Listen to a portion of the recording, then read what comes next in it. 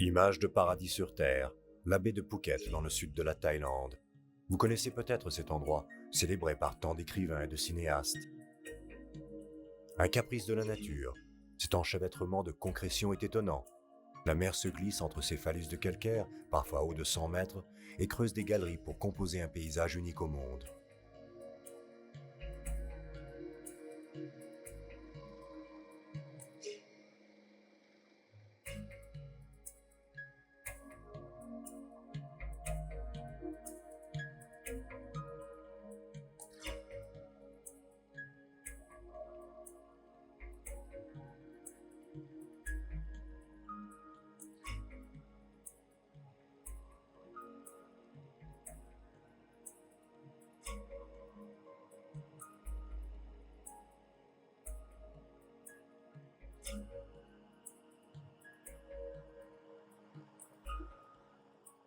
Sur la côte, l'eau douce et l'eau de mer se mêlent dans un ensemble inextricable qui abrite l'une des dernières grandes forêts de mangroves du pays et des villages de pêcheurs traditionnels.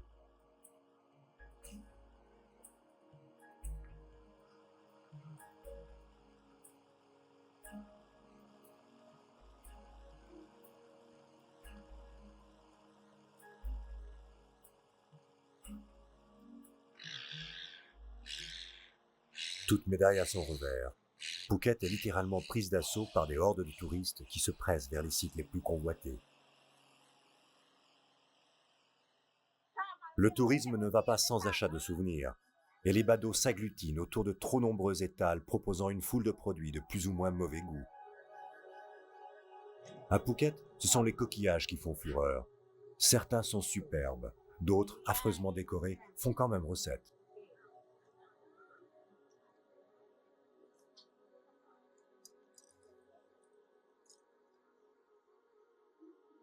Mais les acheteurs savent-ils qu'à quelques kilomètres de là, des hommes et des femmes ont jadis vécu de la pêche aux coquillages? Leur vie a bien changé en quelques années, mais elle mérite d'être racontée.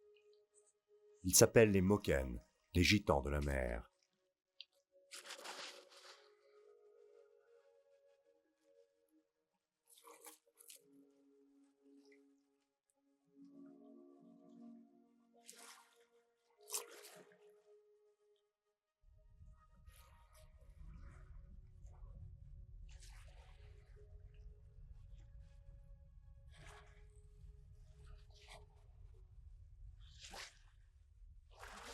Notre homme s'appelle Selama.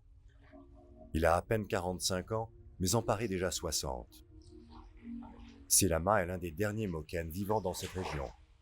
Il vit au bord d'une plage avec sa femme et ses petits-enfants. Selama a dû oublier sa vie de nomade des mers, car aujourd'hui, les gitans de la mer ont pratiquement disparu.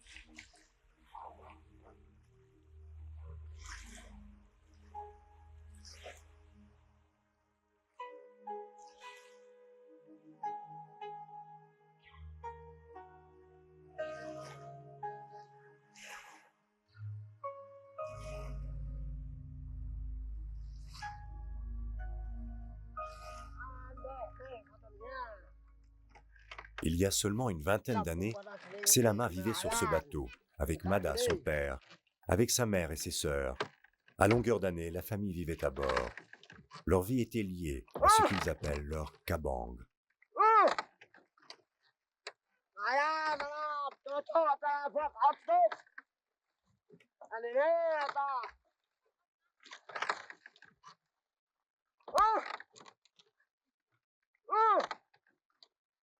Goum, goum, ramez, ramez, disait le père, la seule manière de se déplacer dans l'océan Indien. Naviguant sans cesse au gré des saisons, Mada cherchait toujours de nouveaux sites de pêche pour faire vivre les siens.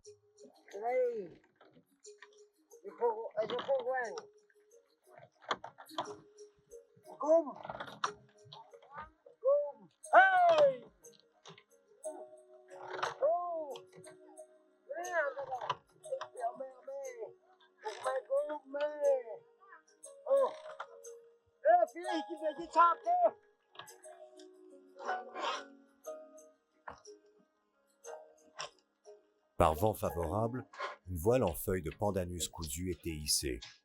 une aubaine pour se reposer ou se laisser pousser vers la côte, vers des hauts fonds accessibles où trouver leur subsistance.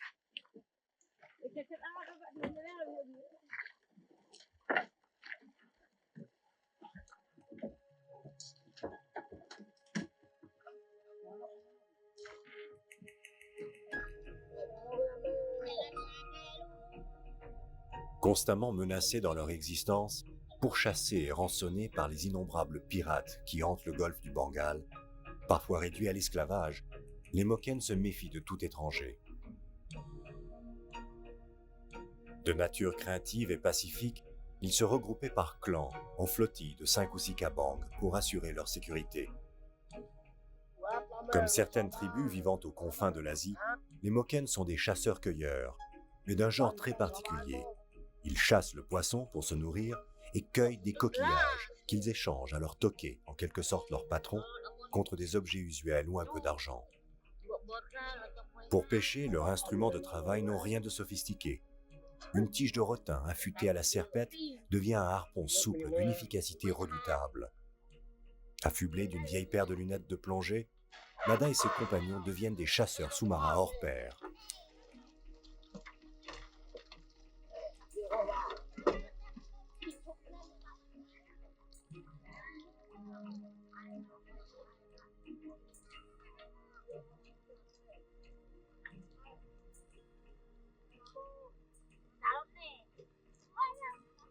Plonger en mer n'est pas un geste anodin. Les femmes à bord ressentent toujours une petite inquiétude. Les risques sont énormes, surtout lorsque l'on est aussi peu protégé. Et pourtant, les hommes ne se posent presque pas de questions. Une simple pensée pour les esprits de la mer suffit à les rassurer. Les gitans de la mer partent ainsi vers leur monde du silence.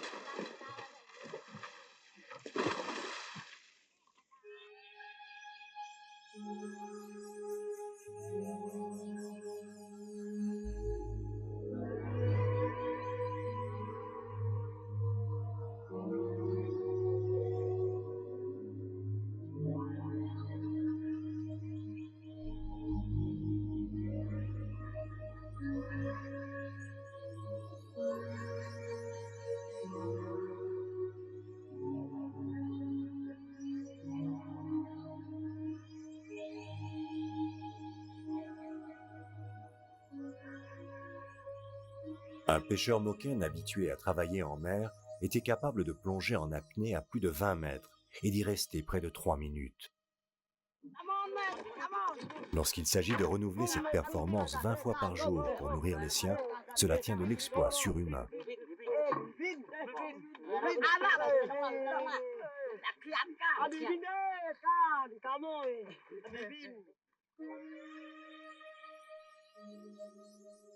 À chaque sortie, les meilleurs plongeurs de la mer Andaman s'enfoncent vers l'impossible. Fouiller le rocher pour dénicher un poulpe, piquer une carangue en pleine mer, tel est le pari quotidien.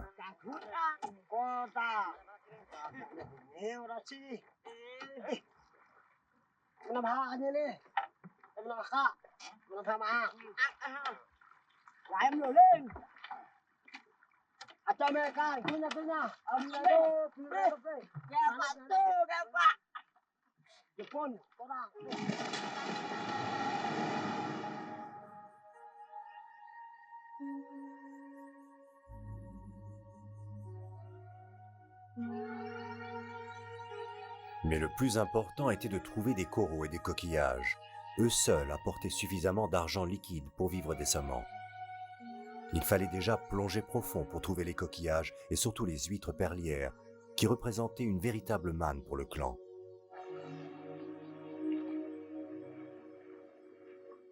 À cette époque, la pêche semblait toujours miraculeuse. Poissons et crustacés abondaient. Chaque clan trouvait de quoi se nourrir. Pas besoin de fumer le poisson ou de poser des filets, les Moken plongeaient et se nourrissaient au jour le jour.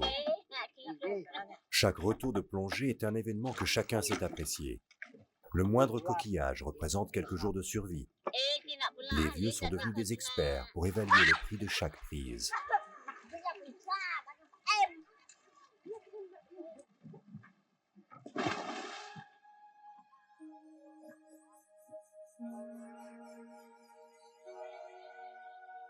Oken signifie eau salée. Moken, né de la mer. Ont-ils toujours vécu sur des bateaux? Probablement pas. Ont-ils quitté la terre, chassés par d'autres peuples? Une légende affirme que les Moken vivaient dans la région voici 5000 ans. Leur type ethnique est négritos, mais ils parlent un dialecte proche du malais. En fait, l'histoire des Moken reste encore aujourd'hui mystérieuse. Ils seraient venus de mer de Chine, descendant vers les Philippines, puis l'Indonésie et la Malaisie, en passant par le détroit de Malacca.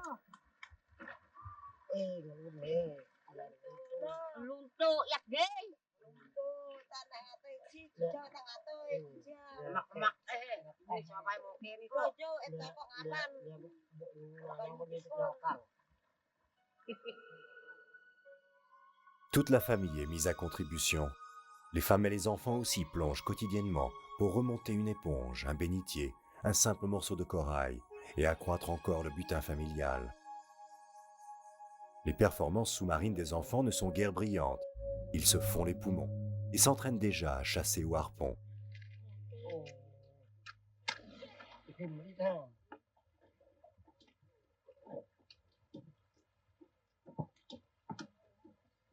La journée est ponctuée par d'innombrables repas.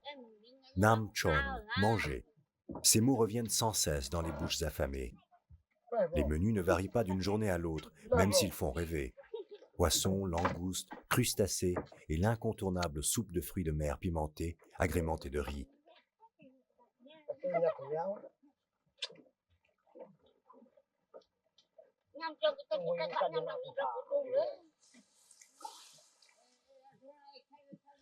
De tous ces événements, Selama se souvient. Mais il ne lui reste pas grand-chose de cette vie. Aujourd'hui, tous les descendants du clan vivent à terre, dans des maisons sur pilotis, les pieds dans l'eau certes, mais sur la terre ferme. Le vieux chasseur sous-marin se contente de surveiller des enfants, qui sont toujours profondément attirés par la mer.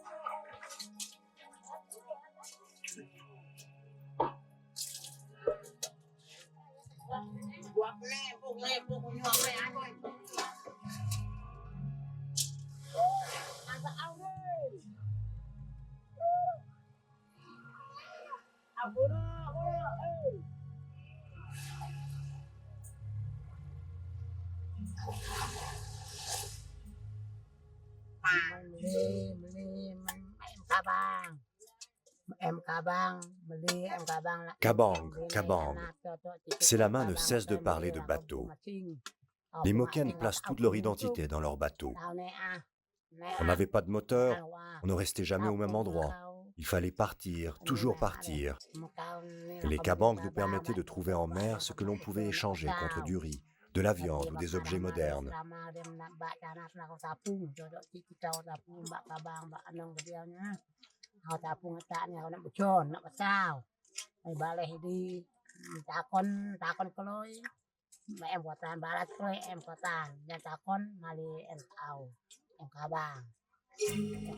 Kabang, Kabang. Bateau, bateau, l'unique référence, le parfait refuge de leur vie sociale. Le Kabang pouvait faire la course avec le poisson kata. Avec lui, on pouvait naviguer contre vents et marées et suivre le soleil.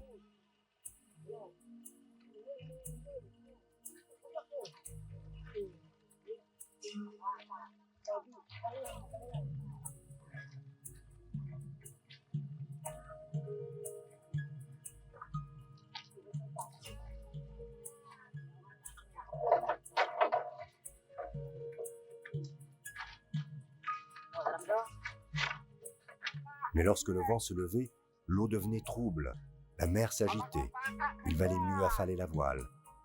Pour un temps, il fallait oublier la mer et débarquer sur une île. Il suffisait alors de couper quelques bambous, de les planter dans le sable, d'assembler une armature, et la voile du kabang faisait pour un temps office de toiture.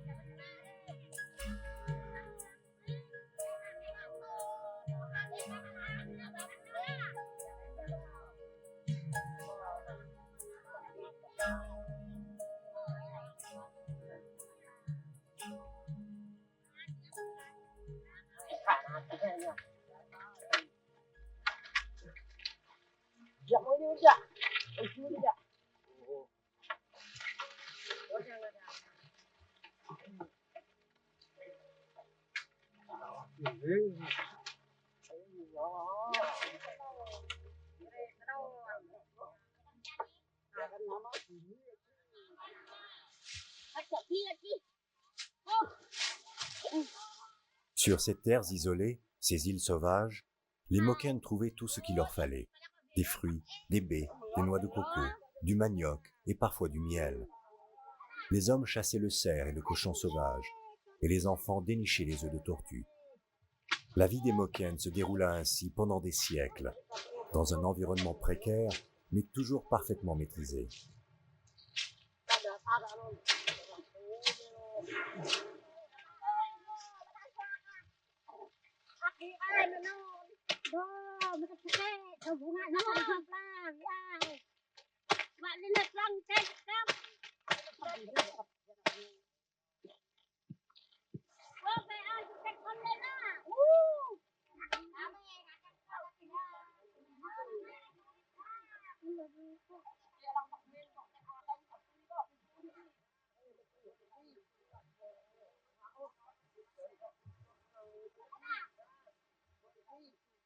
Une fois sur Terre, chacun s'occupe de préparer le prochain départ.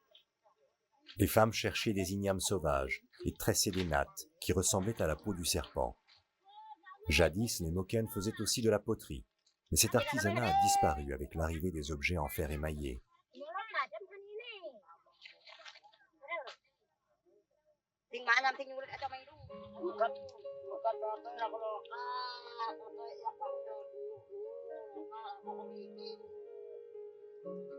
À marée basse, le clan partait à la collecte des coquillages. Désigné par tous comme leur chef, Mada n'en tirait pourtant aucun avantage.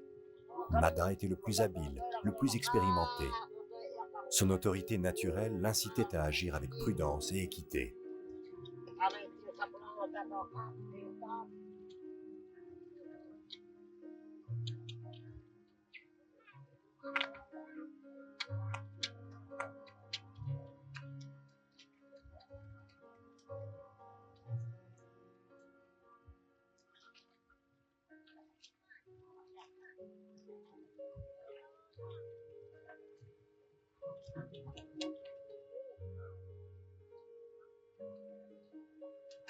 Mada savait toujours trouver la crique où s'abriter, connaissait les plages où trouver sans trop chercher de superbes vers de vase. Repérant des trous dans le sable, les femmes extrayaient ces véritables friandises presque longues comme le bras.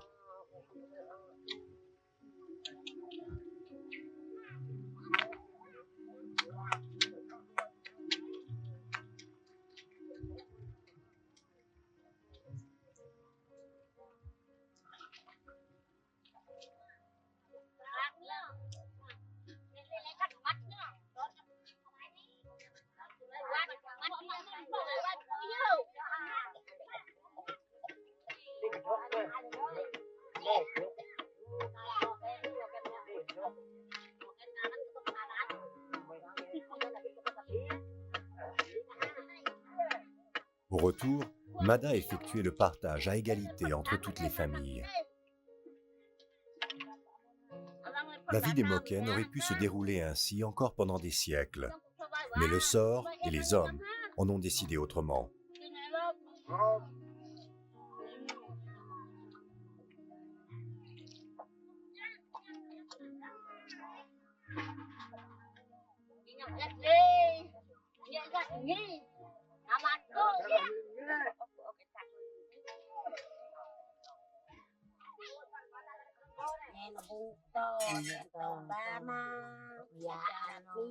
Lorsque l'on demande à une femme Moken combien elle a eu d'enfants, la réponse fait parfois frémir.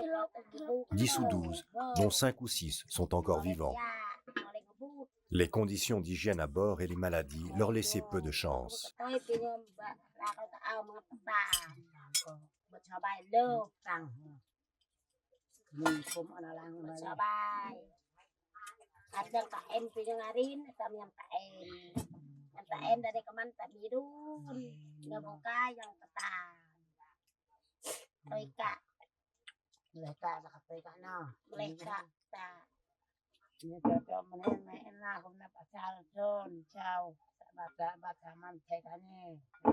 Les enfants Moken doivent manger du poisson, du riz et des racines s'ils veulent être forts et grandir, apprendre à plonger et entretenir les cabangs.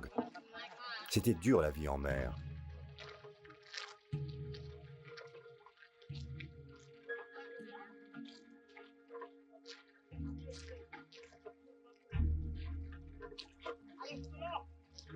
En mer, comme dans tous les univers où l'environnement est source de risques, la crainte des forces naturelles est grande.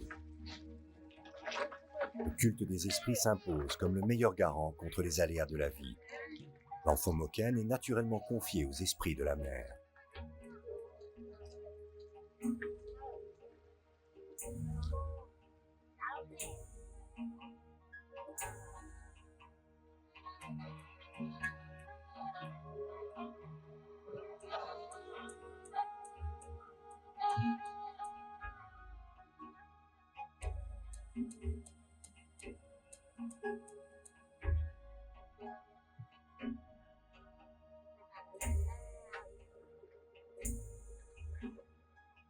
Dès sa naissance, pourtant, l'enfant se familiarise avec la mer, cette mère nourricière qui lui donne tous les éléments de sa survie.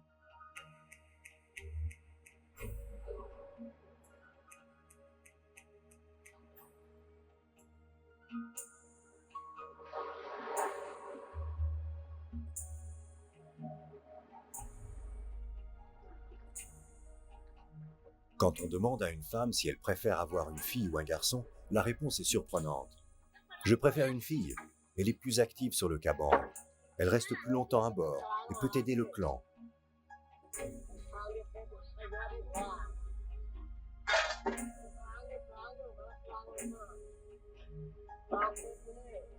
En effet, dès qu'un couple se forme, le garçon vient vivre à bord du cabanc de son épouse, jusqu'à ce qu'il ait terminé son propre bateau avec l'aide de tout le clan.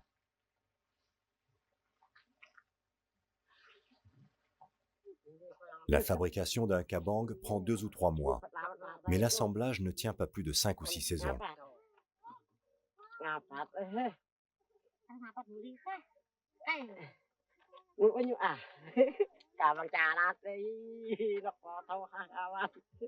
Dans la construction, pas de vis, presque aucun clou.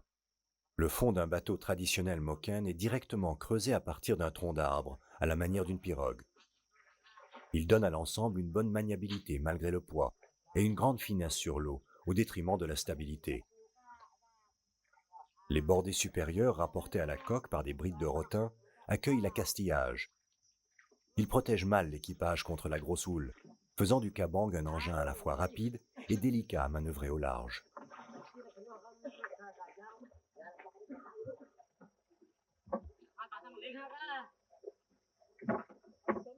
Les Moken ne vivent que pour leur cabanc, mais le plus souvent, ces cabangs ne leur appartiennent pas. Ils sont la propriété de leurs tokés, qui prêtent le bateau en échange du produit de leur pêche.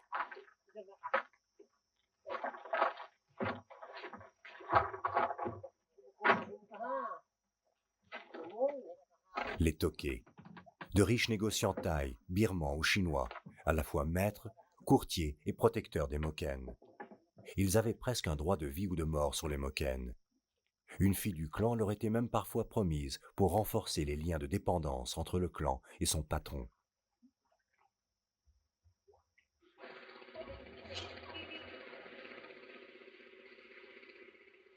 Esclavage, peut-on dire? Probablement. Les Moken estimaient pour leur part qu'il valait mieux dépendre d'un toké, d'un seul homme, plutôt que d'être à la merci de tous.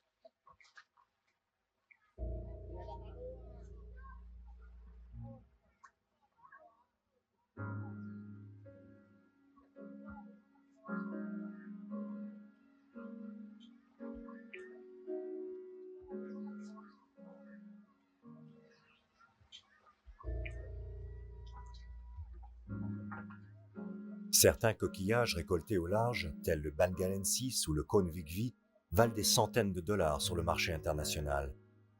Les Moken les échangeaient en vrac au Tokay, qui souvent ne leur fournissait en retour que le strict nécessaire.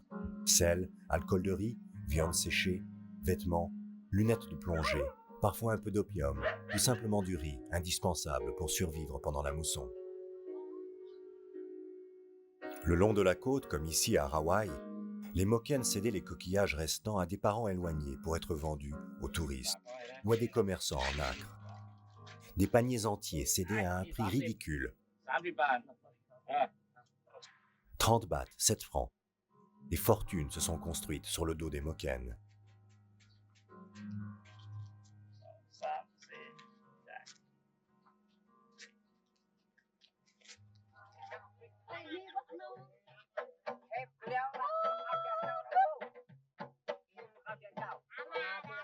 Selama et les siens craignent tous les esprits. Esprits de la mer ou du ciel, esprits de ceux qui leur nuisent dans leur vie de tous les jours également. En fait, les Moken sont constamment en fuite face à leur avenir. Chaque année, autour du totem sculpté de Ko Phayam, les clans se retrouvent avec d'autres familles pour communiquer avec les esprits.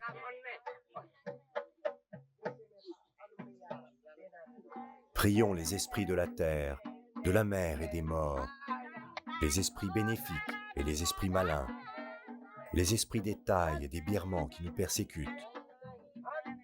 Prions tous les esprits qui nous entourent pour qu'on laisse le peuple Moken en paix et que les enfants malades soient guéris. Pour que la fête soit complète, il faut de l'alcool de riz.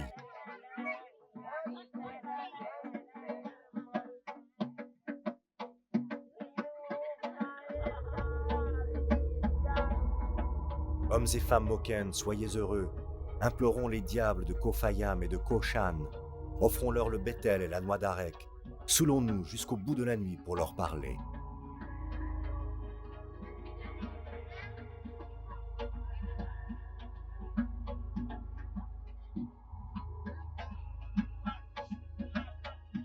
Vous les diables, qui êtes malades ou constipés, partez, ne restez pas à Ko Phayam.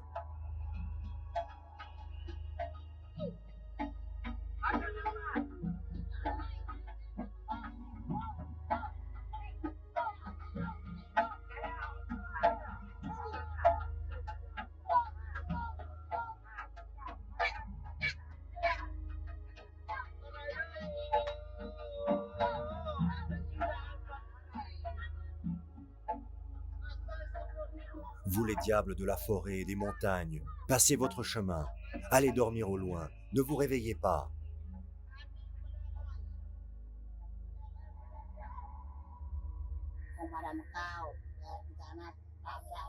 Un jour, mon père a eu un accident à bord. Un bois lui est tombé dessus. Il a réussi à revenir, mais le temps était trop mauvais pour que nous l'amenions à Ranong. Il s'est mis à gonfler. Nous avons essayé de le nourrir, mais il est mort. Nous ne savions que faire. Nous sommes restés ensemble, mais nous n'avions plus de chef.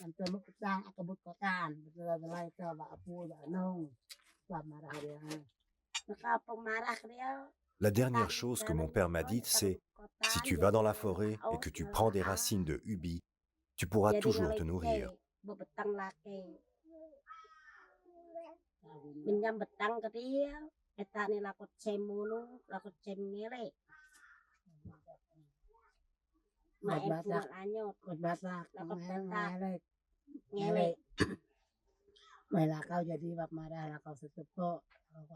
Et c'est Selama de reprendre.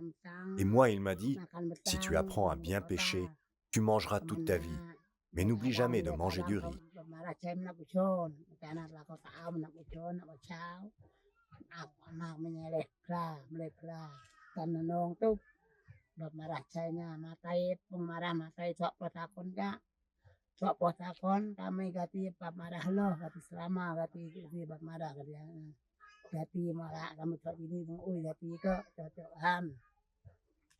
Nous sommes quand même repartis en mer, sans Mada. Nous avions installé les femmes, les vieux et les enfants à terre, dans un petit village que nous leur avions construit. Les Toqués nous avaient dit qu'en mer, nous étions plus efficaces sans eux.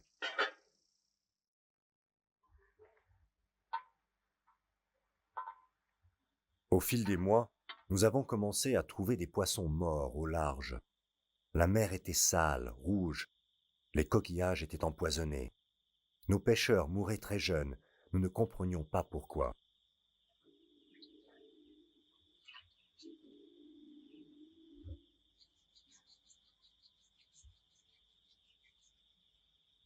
Dans le même temps, les tauquets nous ont abandonnés.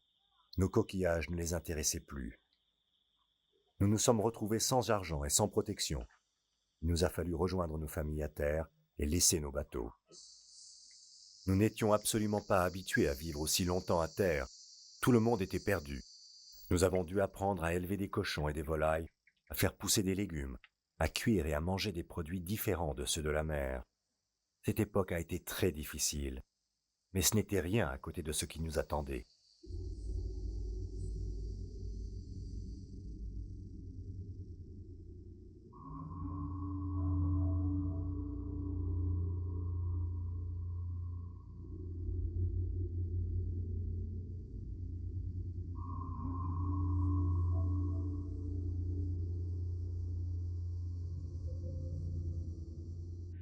Quelques saisons plus tard, les tauquets sont revenus nous voir. Ils avaient trouvé une activité plus lucrative, disaient-ils. L'exploitation de l'étain, la richesse pour tous.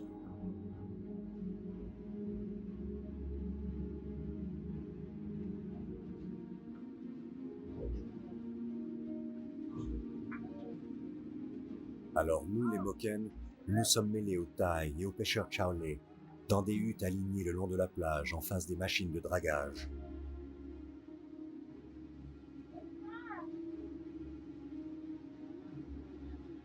Nous sommes partis par centaines travailler sur les plages, dans des mines à ciel ouvert en bord de mer.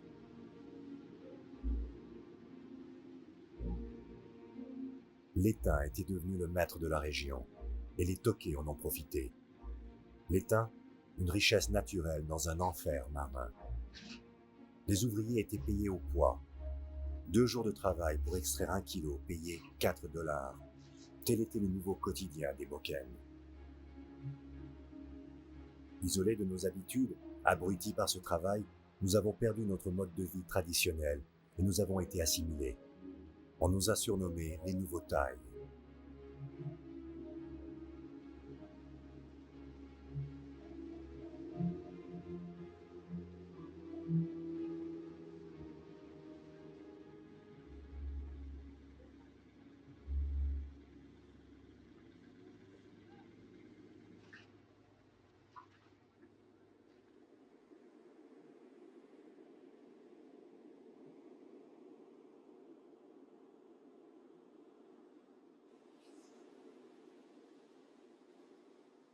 Et puis un jour, sans que nous comprenions pourquoi, les mines se sont arrêtées. L'étain n'était plus rentable. Nos cabanes détruites ou déplacées. Les plages ont été nettoyées. Les machines, les grues, les usines flottantes immobilisées définitivement. Il fallait faire place à une nouvelle aubaine pour les tauquets, le tourisme, en pleine expansion dans le sud.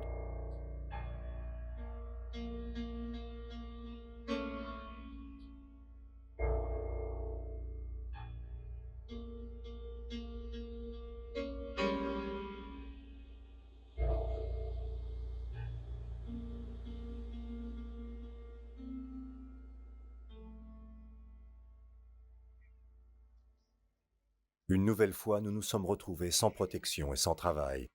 Certains clans comme le nôtre avaient conservé leurs bateaux. Nous nous sommes acharnés à les entretenir, malgré leur âge et leur état de délabrement.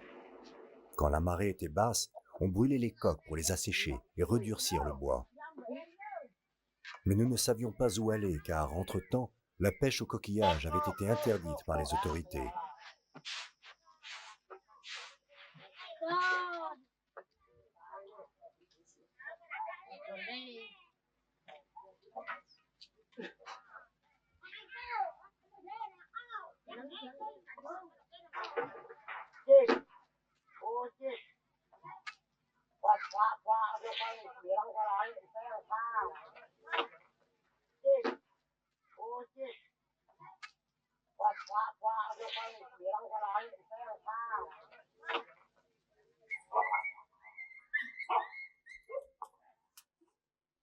Dans les années 80, notre clan s'est alors réfugié au large de Ranong.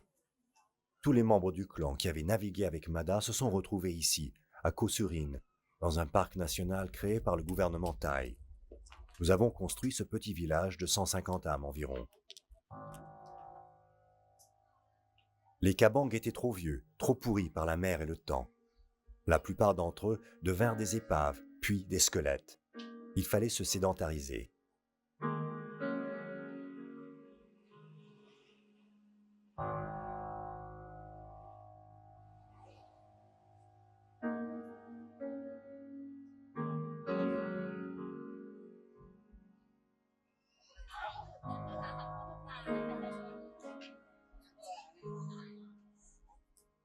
Dans un premier temps, le gouvernement thaï n'a pas vu d'un bon œil des gitans de la mer installés dans un parc national.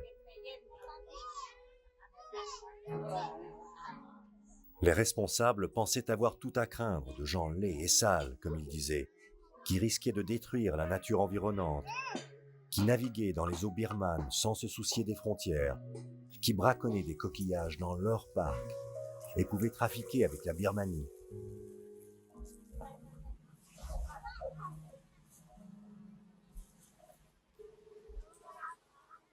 Mais peu à peu, les autorités thaï ont fermé les yeux et nous ont laissés vivre ici, en Thaïlande, même si nous n'avons toujours pas officiellement de carte d'identité. Nous sommes des réfugiés, des sans-papiers. Les gens du parc nous ont proposé de cultiver du riz en échange de ce bout de terrain. Mais nous avons refusé, car une légende raconte que la reine Sibiane a ordonné aux Moken de fuir la terre et de ne jamais devenir agriculteurs. Et puis, il suffit d'une mauvaise récolte pour provoquer un désastre. Le gouvernement envisage maintenant de nous donner du travail. Guide sous-marin pour les touristes, car nous sommes de bons plongeurs. Nous allons devenir une attraction touristique à part entière.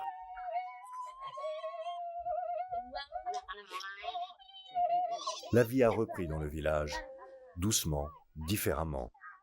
Les enfants ne dessinent plus des bateaux dans le sable, mais des maisons.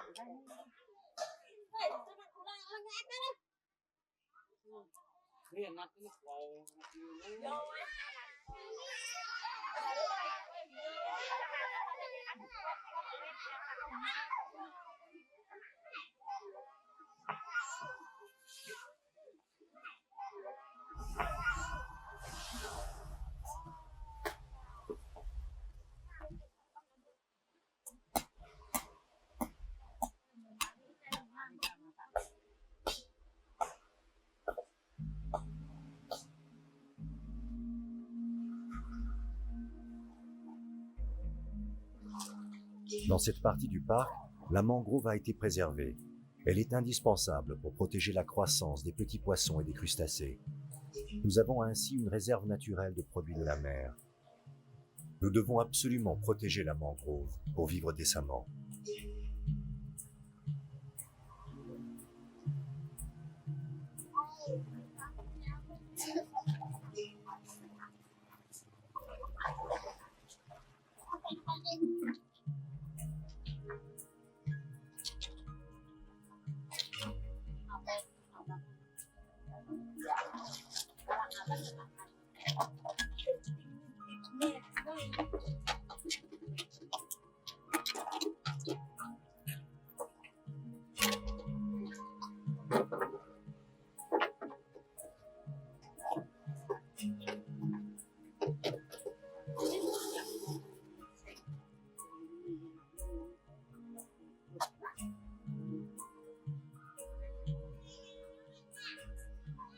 La pêche au coquillage ne s'est pas arrêtée. Comme nous sommes parqués ici, nous avons plus ou moins eu l'autorisation de plonger dans le parc. Mais la mer a été polluée par l'étain. Les fonds sont raclés au filet. Des chalutiers viennent même de nuit mouiller dans le parc. Nous ne pouvons rien faire contre cela.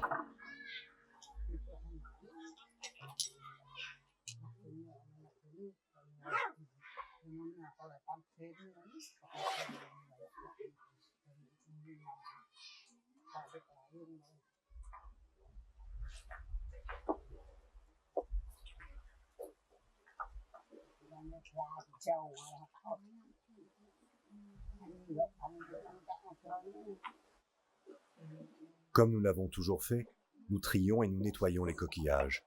Mais cette fois-ci, c'est pour les garder jusqu'à la belle saison. Car des centaines de touristes débarquent ici chaque week-end pour se distraire et plonger dans les meilleures criques. Nous en profitons pour faire un peu de commerce.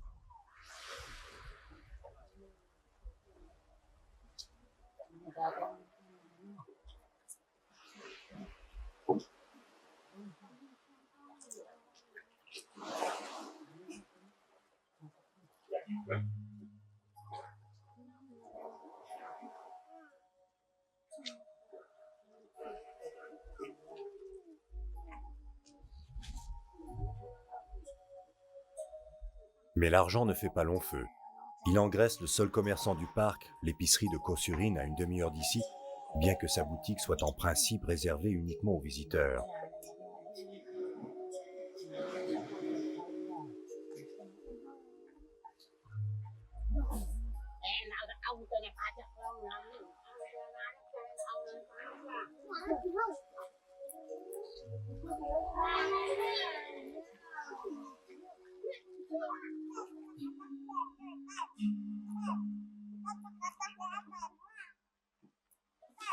Voici quelques jours, une nouvelle formidable est parvenue au village. Malgré la stricte interdiction de toucher à la végétation de l'île, la direction du parc nous a autorisés à couper 3 arbres par famille.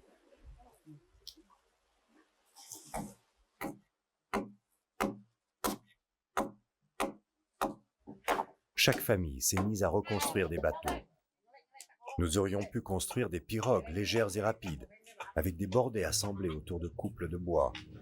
Mais non, ici, tout le monde a choisi de reconstruire des bateaux moken classiques, avec une quille creusée à l'herminette, dans un tronc d'épéa, le meilleur bois pour la coque d'un kabang, et la meilleure résine pour le calfatage des bordées.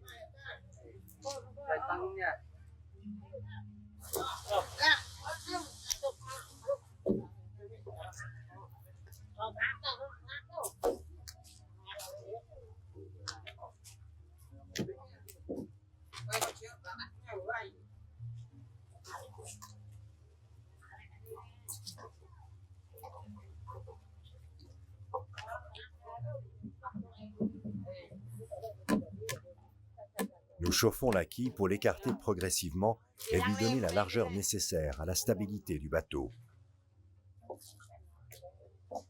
Au village, personne n'a oublié les vieux gestes. Pendant la phase essentielle, tout le monde donne la main. En quelques instants, il faut forcer les flancs encore brûlants, puis refroidir brutalement le fond pour obtenir un bon galbe de la coque.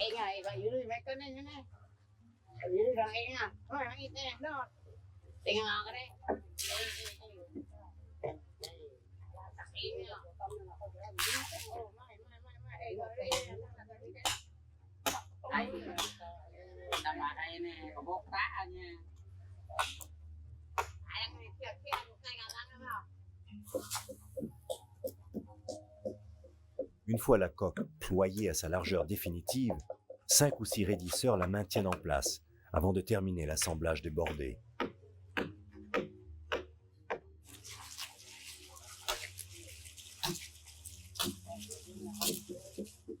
Comme par le passé, on évite la poupe et la proue en forme de croissant. La bouche est l'anus du kabang, comme disent les anciens, car nos kabangs sont des êtres vivants. Dans quelques semaines, ces bateaux reprendront la mer à la recherche d'autres coquillages, moins nombreux et plus difficiles à aller chercher.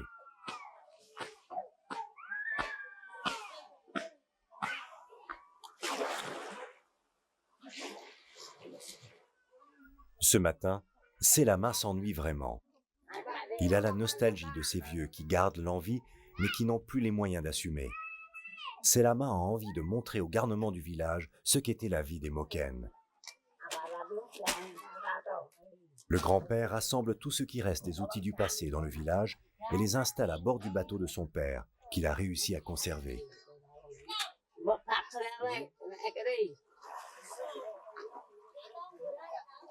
Les enfants et les femmes composeront donc un équipage improvisé.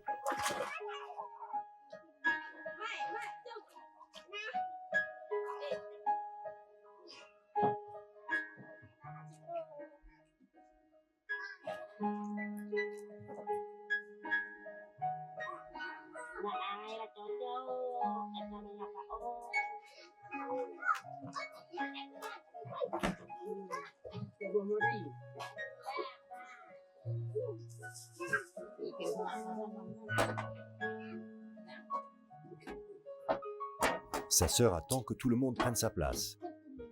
Comme par le passé, le foyer est posé sous le toit à l'intérieur, à l'abri du vent. Et Selama s'installe à la barre.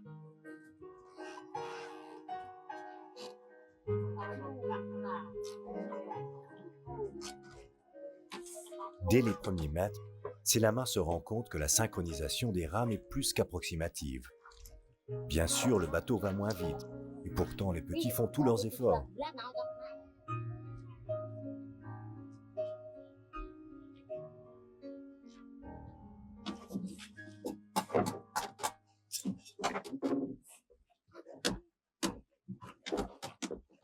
Như chưa vào một kèn vào hai như này. Đập vấn đề. Kèn cả. Kèn khoai.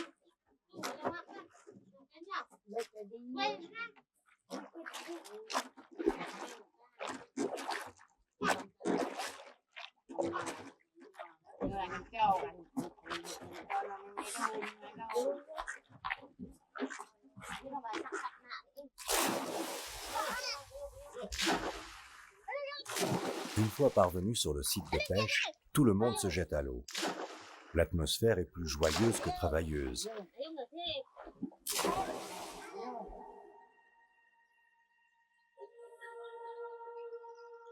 Les techniques de plongée des enfants sont très approximatives, mais Selama et sa sœur retrouvent leurs vieux réflexes.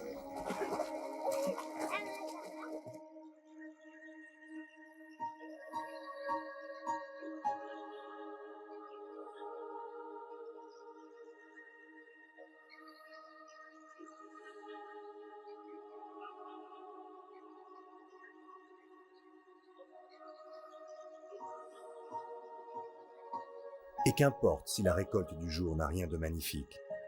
Selama se retrouve dans l'ambiance d'il y a quelques années, qu'il trouvait jadis si pénible, mais qu'il regrette peut-être aujourd'hui.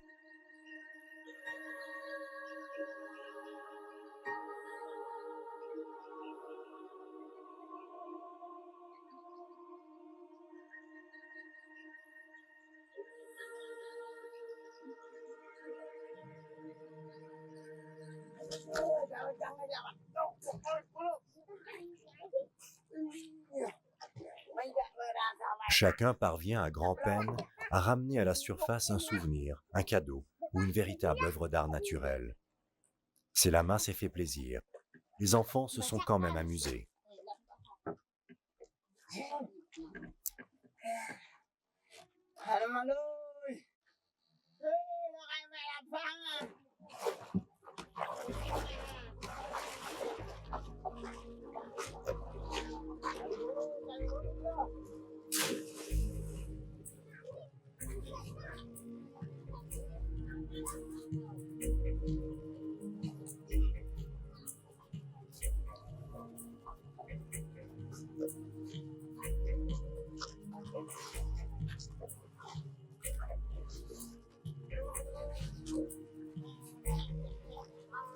Il ne reste plus qu'environ 150 Moken dans le parc de Kos-Surin.